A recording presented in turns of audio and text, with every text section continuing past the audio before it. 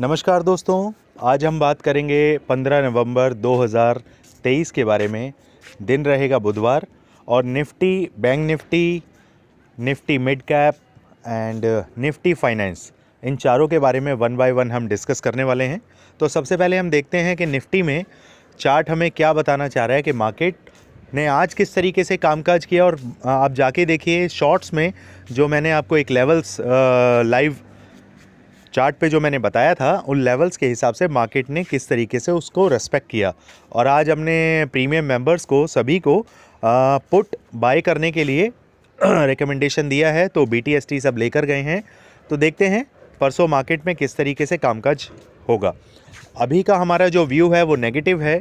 Market में जिस तरीके से अभी न्यूज़ है वो इतनी बिल्कुल उसमें दम नहीं है। बाइंग की अगर बात करें तो वॉल्यूम बिल्कुल ना के बराबर रहा। मार्केट को अननेसेसरली ऊपर धीरे धीरे खींचने का जो मकसद था, उस मकसद से आप ये देखेंगे कि मार्केट के अंदर कॉल के प्राइस बिल्कुल नहीं बढ़ रहे थे, बिल्कुल हिल रहे थे। जो 38 रुपये की चीज़ है वो 38 रुपये 50 पैसे, 38 रुपये 75 पैसे, फिर हल्का सा एक स्पाइक आता था, फिर वो 37 रुपये, इस तरीके से वो प्राइस ऊपर नीचे चल रहे थे। और जो पुट के प्राइस थे वो अननेसेसरली 50-50 पैसे वो टूट रहे थे, जिसका कोई सेंस नहीं लग रहा था। अगर पुट के प्राइस टूट रहे हैं तो कॉल के प्राइस बढ़ने चाहिए। ये लॉजिकली यही होता है। एक हेल्दी ट्रेडिंग जो होती है उसके अंदर आप ये देखेंगे कि 50 रुपये का पुट और 50 रुपये का प्रीमियम अगर दोनों हैं और पुट के प्राइस अगर 5 रुपये टूट रहे हैं तो कॉल के प्राइस 4 रुपये 4.5 रुपये बढ़ने चाहिए। बट कॉल के प्राइस नहीं बढ़ रहे हैं। इससे मार्केट में एक सेंटिमेंट क्रिएट हो रहा है कि मार्केट ऊपर जाने के लिए अभी तैयार नहीं है। तो चलिए देखते हैं निफ्टी के अंदर। निफ्टी 1 मंथ के चार्ट पे देखिए हमें बुलिश दिखाई दे रहा है, बट वॉल्यूम के अकॉर्डिंगली अगर बात करें तो वॉल्यूम में बिल्कुल भी दम नहीं है। यहाँ देखिए हम चलते हैं इसमें, आपको और डिटेल में अगर मैं समझाने की कोशिश करूँ तो 1 वीक के चार्ट पर आपको थोड़ी सी क्लैरिटी मिल पाएगी।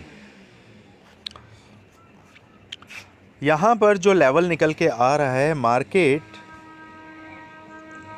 अब नीचे की तरफ का मूड माहौल ट्यूसडे के बाद जो वेडनेसडे के बाद जो आपको मिलेगा। कल की छुट्टी है, कल 14 नवंबर है, कल की छुट्टी है, फिर 15 को मार्केट ओपन होगी।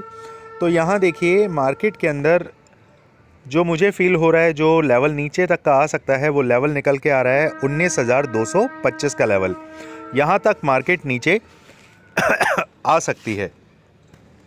अब मार्केट के अंदर अगर एक नेगेटिव सेंटिमेंट अगर ग्लोबल मार्केट से भी, जैसे क्रूड ऑयल अभी काफ़ी कूल ऑफ है, तो उस हिसाब से बिल्कुल भी दम नहीं लग रहा है कि मार्केट के अंदर, और डॉलर भी अपना इतना ज़्यादा हाई राइज नहीं हुआ है, तो उस वजह से ग्लोबल मार्केट बिल्कुल ठंडी पड़ी है। तो बहुत ही रेयर चांसेस है कि मार्केट, ग्लोबल मार्केट में कोई गैप अप हो। डाउ जोन्स या नैस्डैक आपको, या फिर अपना गिफ्ट निफ्टी, किसी भी तरीके से मूड माहौल हमें गैप अप का नहीं दिखाई दे रहा है। लेवल की अगर बात करें तो लेवल जो मैंने आपको बताया, मार्केट 19,225-30 के आसपास आपको वेडनेसडे और थर्सडे के अंदर दिखाई दे सकती है। लेकिन इंट्राडे में काम करने वालों को जो लेवल मैं सजेस्ट करता हूँ, उस लेवल के हिसाब से हम चलते हैं। 1 डे के चार्ट पर भी हम देखते हैं कुछ सिनेरियो ऐसा है जो हमें कुछ प्रिडिक्ट कर रहा है, और ये सिनेरियो हमें क्लियरली एक मूव दिखा रहा है। इस मूव के बारे में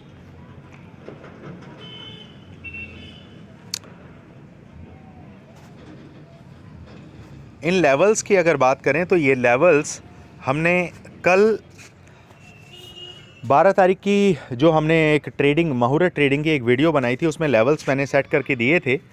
और मैंने कहा था कि हमारा 19,465 और 19,402 एक नो ट्रेडिंग जोन है। मार्केट इसके नीचे आएगा तो मैं वेट करूंगा कि मार्केट 402 के नीचे जाए, तो हमारा पहला लेवल जो निकल के आएगा वो निकल के आएगा 19,330 के आसपास। तो इस लेवल को हम कन्वर्ट करते हैं इंट्राडे में, और इंट्राडे में हम देखते हैं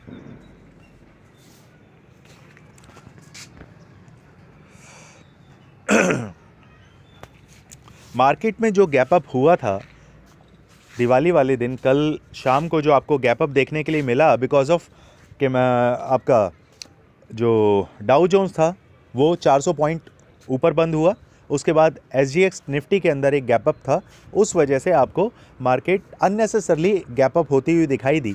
लेकिन उसका बिल्कुल एक्चुअल जो लॉजिकल असर था वो आज की ट्रेडिंग में आपको देखने के लिए मिल गया कि मार्केट के सेंटिमेंट्स नेगेटिव ही थे।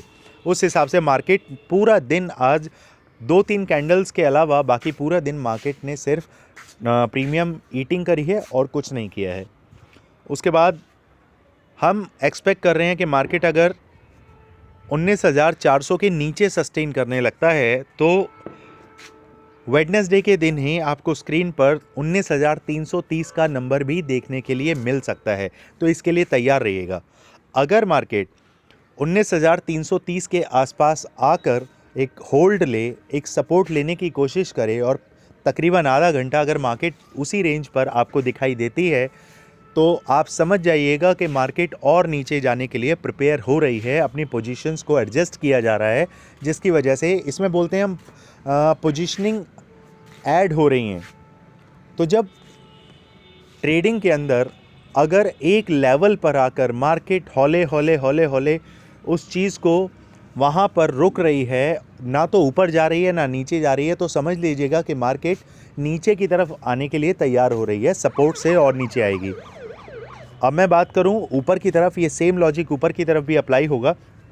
अगर ऊपर की तरफ रेजिस्टेंस पे आकर मार्केट वहां पर कंसोलिडेट होने लगती है तो आप मान लीजिए कि मार्केट अभी और ऊपर जाने के लिए तैयार हो रही है।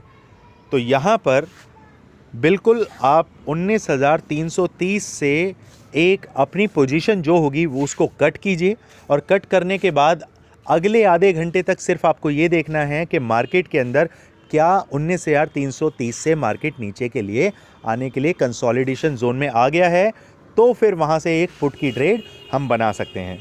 और एक बात का हमेशा ध्यान रखिए, अपने सेबी रजिस्टर्ड एडवाइज़र से सलाह लेना ना भूलें, because I am not a SEBI registered adviser. अपनी किसी भी तरीके की बाइंग और सेलिंग के लिए आपको अपने एडवाइज़र से सलाह लेना ज़रूरी है। चलिए आगे बात करते हैं। अगर मार्केट फ्लैट ओपन होता है और ऊपर की तरफ मूव करता है तो हमें क्या करना है, तो वेट करना है 19,000। अब हमारे पास जो लेवल निकल के आ रहा है 19,465 का लेवल अगर क्रॉस करता है तो उसके बाद आपको जो पहला लेवल मिलेगा वो मिलेगा 19,509 का, और उसके बाद दूसरा लेवल 19,560 का। और अगले 2 दिन के बाद यानी कि वेडनेसडे के बाद थर्सडे और फ्राइडे को आपको 19,619 का लेवल भी क्रॉस होता हुआ दिखाई दे सकता है, जिसके चांसेस 100% में से 20% ही लग रहे हैं। बाकी 80% चांसेस हम नीचे की तरफ नेगेटिव मूड माहौल ही मार्केट का देख रहे हैं। देखिए ऐसा नहीं है कि मैं फुल्ली बेयरिश हूँ या मैं बायस्ड हूँ, मैं सिर्फ मार्केट के मूड माहौल को देखकर ही मार्केट में काम करता हूँ। ऑन इंट्राडे बेसिस हमारा सिर्फ फंडा ये रहता है कि हम अपने PNL को ऑन डेली बेसिस ग्रीन में क्लोज करें। अब उसके बाद बात करते हैं बैंक निफ्टी की। बैंक निफ्टी के अंदर जो एक निफ्टी ने जो एक अभी फिलिंग छोड़ दी है, यहाँ देखिए, यहाँ पे मार्केट ने ये जो गैप छोड़ दिया है, यहाँ देखिए इन दोनों कल और आज में अभी गैप बाकी है। बैंक निफ्टी ने ये गैप फिल कर दिया है। ये बैंक निफ्टी ने जो गैप फिल किया है, ये बहुत अच्छी एक ट्रेड हमारे लिए इनिशिएट हो सकती है कि मार्केट अगर हमें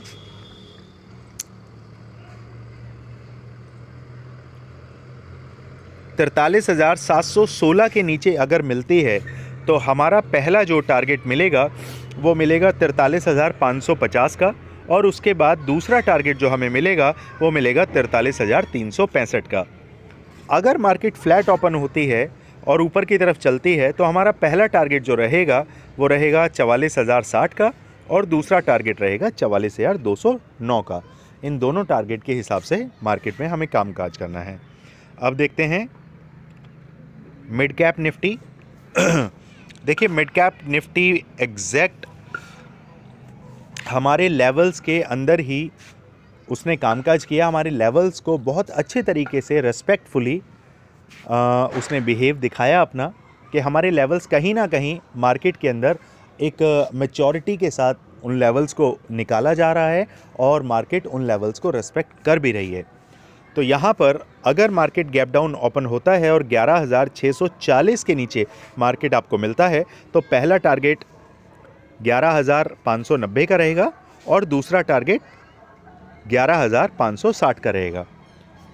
अगर मार्केट फ्लैट ओपन होके ऊपर की तरफ चलता है और 11,684 को क्रॉस करता है तो हमारे पास जो पहला टारगेट रहेगा, 1 मिनट, इसे हम जाते हैं 1 घंटे के चार्ट पर, और 1 घंटे के चार्ट के हिसाब से जो हमारे पास लेवल निकल के आ रहे हैं जी, तो उसके बाद हमारे पास दूसरा लेवल जो आ रहा है वो आ रहा है 11,713 के आसपास।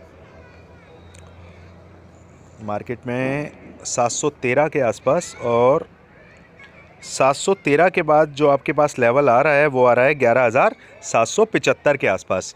इन लेवल्स को प्लीज़ मार्क करके रखिए।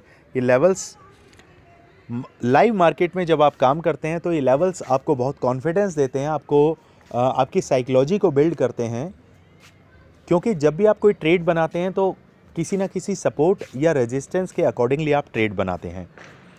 तो कोशिश करिए कि मार्केट जब आपके किसी सपोर्ट या रेजिस्टेंस के बहुत नियर बाय हो तब ट्रेड बनाइए। उससे होगा क्या कि आपका एसएल बहुत ही छोटा होगा, और उस छोटे एसएल के साथ जब आप कोई ट्रेड बनाएंगे तो उसमें रिस्क रिवॉर्ड रेशो जो होता है वो बहुत अच्छा होता है।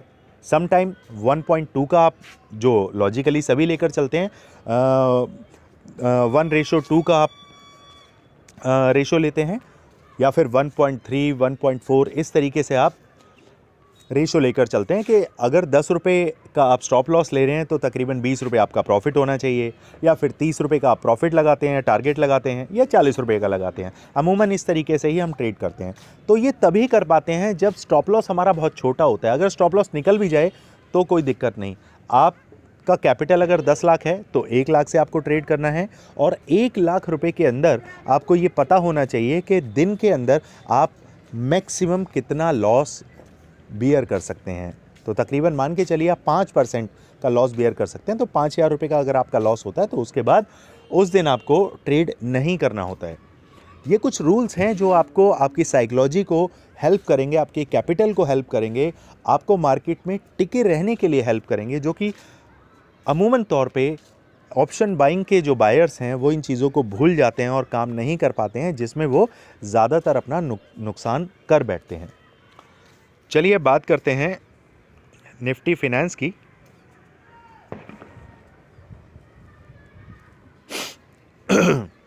तो निफ्टी फिनेंस, इसकी क्लोजिंग हमें मिली है 19,545 के आसपास, और 15 मिनट के चार्ट पर हम देखते हैं। 15 मिनट का चार्ट हमें क्लियर ये बता रहा है कि मार्केट अगर आपको 19,484 के नियर बाय मिलता है तो वहाँ से आप एक वेट कीजिए। पहले पुट का एक ट्रेड इनिशिएट ज़रूर होगा, लेकिन 19,484 के नीचे होगा, और हमारा पहला टारगेट रहेगा 19,426, और उसके बाद दूसरा टारगेट जो हमारा रहेगा वो रहेगा 1 मिनट, उसके बाद जो दूसरा टारगेट हमारे पास निकल के आ रहा है वो है 19,380 के आसपास। तो मार्केट में बस इसी तरीके से आप अपनी ट्रेड्स को इनिशिएट करिए, और देखिए कि अगर निफ्टी फिनेंस की अगर मैं बात करूं तो निफ्टी फिनेंस की ट्रेड्स के अंदर आप कोशिश करिए कि अगर आप ऑप्शन सेलर हैं तो ऑप्शन सेलिंग में आप एक अच्छा खासा प्रॉफिट निकाल पाते हैं। एक्सपायरी का दिन छोड़ के बाकी सभी डेज़ में अगर आप ऑप्शन सेलिंग करेंगे, निफ्टी फिनेंस की स्पेशली मैं बात कर रहा हूँ, तो एक अच्छा खासा अमाउंट आप 1 महीने 2 महीने के अंदर ही यहाँ से ऑलमोस्ट कैपिटल भी डबल कर पाते हैं। लेकिन उसके लिए आपको चाहिए धैर्य। ऑप्शन बायर को शांति रखनी पड़ती है, पेशेंस के साथ बैठना पड़ता है जब तक वो ट्रेड इनिशिएट नहीं कर रहा है। लेकिन ऑप्शन सेलर को पेशेंस के साथ, धैर्य के साथ बैठना पड़ता है जब वो किसी ट्रेड को इनिशिएट कर लेता है। उसके बाद मार्केट में टाइम दीजिए, धीरे धीरे प्रीमियम डीके होता रहेगा और आपके पीएनएल में नंबर्स ग्रीन में ऐड होते रहेंगे। तो ये सारी चीज़ें बहुत ध्यान से आपको समझनी हैं। एक सिनेरियो मैं आपको और बता रहा हूँ कि मार्केट अगर फ्लैट ओपन होता है और 19,578 से ऊपर की तरफ चलने लगता है, तो आपका पहला जो टारगेट रहेगा वो रहेगा 19,663 और दूसरा टारगेट रहेगा 19,719 का। तो ये आप लेवल्स मार्क करके रखिए और देखिए कि मार्केट में जब भी आप ट्रेड बनाएंगे तो सबसे पहला रूल ये होना चाहिए कि आपको ये पता होना चाहिए कि अगर आप 200 क्वांटिटी ले रहे हैं तो 200 क्वांटिटी में अगर 20 पॉइंट मार्केट नीचे चला जाता है तो आप 4,000 रुपये का लॉस एक ही ट्रेड में क्या बर्दाश्त कर सकते हैं, तभी आप 200 क्वांटिटी लीजिए। Otherwise 20 quantity, 30 quantity, 40 quantity as per indices कि आप बैंक निफ्टी में काम कर रहे हैं या निफ्टी में या फिनेंस में या मिड कैप में, जिस हिसाब से आप काम कर रहे हैं, हमें ज़्यादा पॉइंट्स को कैप्चर करना है। कम पॉइंट्स के अंदर ज़्यादा प्रॉफिट को कैप्चर करना कोई समझदारी नहीं है, कोई स्किल नहीं है। स्किल वो है कि आप अपने पेशेंस लेवल को और अपनी साइकोलॉजी को इतना ज़्यादा बिल्ड कर रहे हैं, मार्केट को लगातार आप देख रहे हैं, नोटिस कर रहे हैं, ऑब्जर्व कर रहे हैं, तभी आप मार्केट में कम लॉट के साथ आप एक अच्छा ह्यूज प्रॉफिट कमा पाएंगे। चलिए दोस्तों, मिलते हैं परसों मार्केट में। Thank you so much.